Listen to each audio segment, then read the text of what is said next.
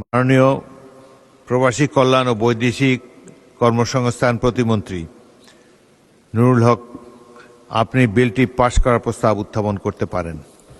আমি মোহাম্মদ নুরুল হক, প্রবাসী কল্যাণ ও বৈদেশিক কর্মসংস্থান মন্ত্রণালয়ের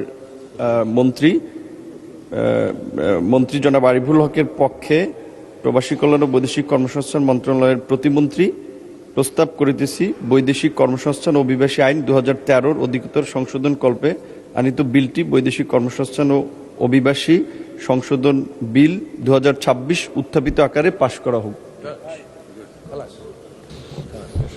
সংসদের সামনে প্রশ্ন হচ্ছে, সংসদে উত্থাপিত আকারে বৈদেশিক কর্মসংস্থান ও অভিবাসী সংশোধন বিল 2026 পাশ করা হোক।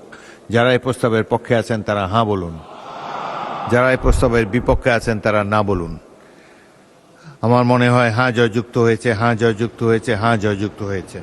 অতএব সংসদে উত্থাপিত আকারে বৈদেশিক কর্মসংস্থান ও অভিবাসী সংশোধন বিল 2026 সর্বসম্মতিক্রমে পাশ হলো। মাননীয় শ্রম ও কর্মসংস্থান মন্ত্রীর পক্ষে মাননীয় প্রতিমন্ত্রী মোহাম্মদ নুরুল হক, আপনি বিলটি পাশ করার প্রস্তাব উত্থাপন করতে পারেন। ধন্যবাদ মাননীয় স্পিকার। শ্রম কর্মসংস্থান মন্ত্রণালয়ের মাননীয় মন্ত্রী জনাব আরিফুল হক চৌধুরীর পক্ষে আমি মোহাম্মদ নুরুল হক, প্রতিমন্ত্রী প্রবাসী কল্যাণ ও বৈদেশিক কর্মসংস্থান মন্ত্রণালয়ে প্রস্তাব করিতেছি যে বাংলাদেশ শ্রম আইন 2006-এর অধিকতর সংশোধন কল্পে আনিত বিলটি বাংলাদেশ শ্রম আইন বিল 2006 উত্থাপিত আকারে মহান জাতীয় সংসদে পাশ করা হোক।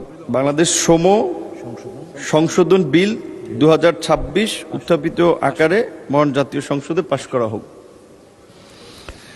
সংসদের সামনে প্রশ্ন হচ্ছে, সংসদে উত্থাপিত আকারে বাংলাদেশ শ্রম সংশোধন বিল 2026 পাশ করা হোক। যারা এই প্রস্তাবের পক্ষে আছেন তারা হাঁ বলুন, যারা এই প্রস্তাবের বিপক্ষে আছেন তারা না বলুন। আমার মনে হয় হাঁ জয়যুক্ত হয়েছে, হাঁ জয়যুক্ত হয়েছে, হাঁ জয়যুক্ত হয়েছে। অতএব সংসদে উত্থাপিত আকারে বাংলাদেশ শ্রম সংশোধন বিল 2026 সর্বসম্মতিক্রমে পাশ হলো।